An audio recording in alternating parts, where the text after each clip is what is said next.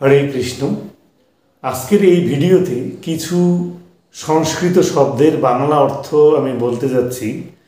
এগুলো যারা নবীন পুরোহিত রয়েছেন তাদের জন্য বিশেষ বিশেষ প্রয়োজন। এই অত্যাবশ্যক শব্দার্থগুলো পুজো অর্চনা, শ্রাদ্ধ, উপনয়ন, অন্নপ্রাশন ইত্যাদি সমস্ত কর্মে প্রয়োজন। চলুন অর্থগুলো আমরা শিখে নিই।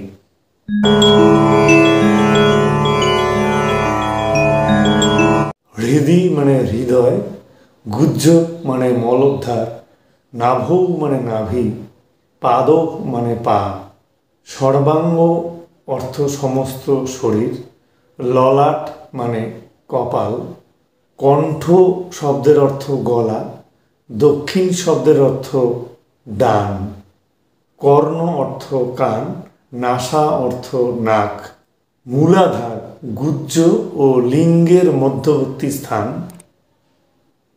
গণ্ড মানে গাল, ওষ্ঠ মানে উপরের ঠোঁট, অধর মানে নিচের ঠোঁট, ঊর্ধ্বদন্ত পংক্তৌ মানে উপরের দাঁতের বাটি, অধোদন্ত পংক্তৌ মানে নিচের দাঁতের বাটি, কূর্বর মানে কনুই, মুখবিবর মানে মুখ, বাহুমূল মানে যেখানে বাহু শুরু হয়েছে, মণিবন্ধ মানে হাতের কবজি, অঙ্গুলিমূলে মানে হাতের আঙুলগুলো যেখানে শুরু হয়েছে, অঙ্গুলি অগ্রে মানে হাতের আঙুলের ডগা,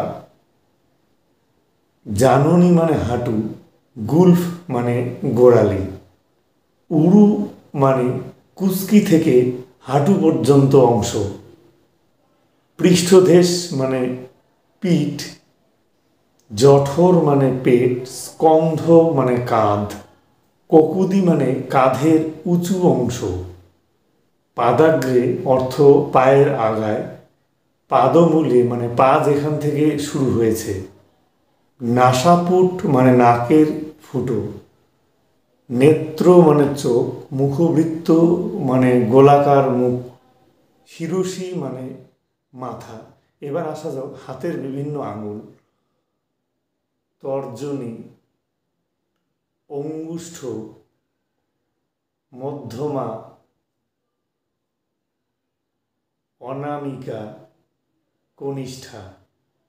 সরাপ মানে মাটির পাত্র, লেখনী মানে কলম, মৎস্যাধার মানে কালির দোয়াত, শিখা মানে টিকি, কবচ মানে বর্ম, মাদুলি ইত্যাদি, ব্রহ্মরন্ধ্র মানে ব্রহ্মতালুর কেন্দ্রস্থ ছিদ্র, ভ্রুবর মধ্যে মানে ভ্রুর মাঝখানে, বিতান মানে চাঁদোয়া বা চন্দ্রাতপ, রজতাসন মানে রূপোর আসন, কুশোদক অর্থ কুশের জল, আভরণ মানে অলঙ্কার, পরমান্ন মানে পায়েস, কাঞ্চন মানে সোনা, পিষ্টকং মানে পিঠে, নেত্রাঞ্জন অর্থ কাজল, লড্ডুক মানে নাড়ু, মোদক মানে মুরকি, শ্রীফলপত্রমাল্য মানে বেলপাতার মালা, পাদুকা অর্থ জুতো বা খড়ম, ঈশান মানে উত্তর পূর্ব, অগ্নি মানে দক্ষিণ পূর্ব, বায়ু মানে উত্তর পশ্চিম, নৈঋত মানে দক্ষিণ পশ্চিম, কাংসাধার মানে কাঁসার পাত্র,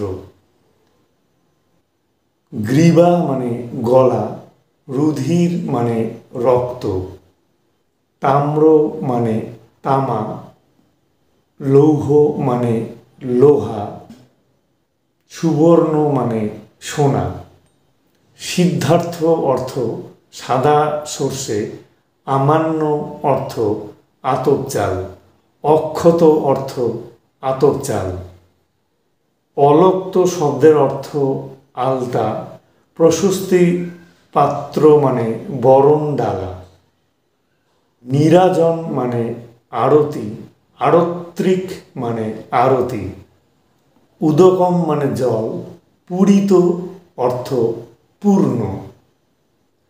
নির্ঝরোদক অর্থ ঝর্ণার জল, উষ্ণোদক অর্থ গরম জল। ভৃঙ্গার কথার অর্থ জলপাত্র। রটন্তী অর্থ মাঘ মাসের কৃষ্ণ চতুর্দশী। জঙ্ঘা মানে হাঁটু থেকে গোড়ালি পর্যন্ত। পুচ্ছ অর্থ লেজ, রজ্জু মানে রশি বা দড়ি। ছাগ মানে ছাগল, বহ্নি মানে আগুন। অষ্টোত্তর শত মানে 108, অষ্টবিংশতি মানে 28। সমিধ মানে যজ্ঞকাঠ, আজ্যম মানে ঘি। করিষ্যে কথার অর্থ কেউ করছে, করিষ্যামি কথার অর্থ আমি করছি। গোময় অর্থ গোবর, শর্করা অর্থ চিনি। রম্ভা অর্থ কলা গাছ, হরিদ্রা মানে হলুদ, বিল্ল মানে বেল।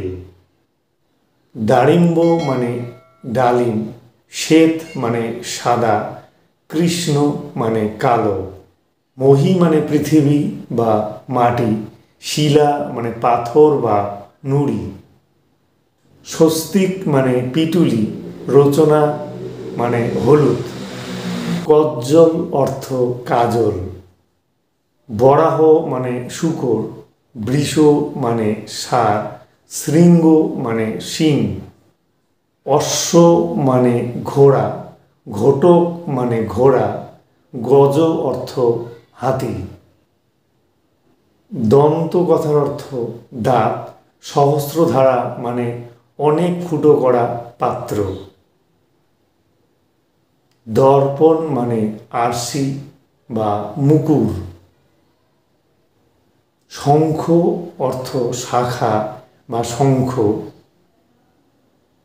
অঞ্জন মানে কাজল, স্নানীয় মানে স্নানের উপযোগী। দক্ষিণাবর্ত মানে দক্ষিণ দিকে মুক্ত রেখে আবর্তন। মুশিক মানে ইঁদুর, কোটি মানে কোমর। মৃন্ময় অর্থ মাটি, প্রক্ষালন অর্থ ধোয়া বা ধৌত করা। অভিষেক মানে স্নান, শুক্ল মানে সাদা। ধ্বজ মানে পতাকা, নব মানে নূতন, নব মানে 9 জন। আরও অর্থ জানতে আমার পরের ভিডিওর অংশটি দেখুন। হরে কৃষ্ণ।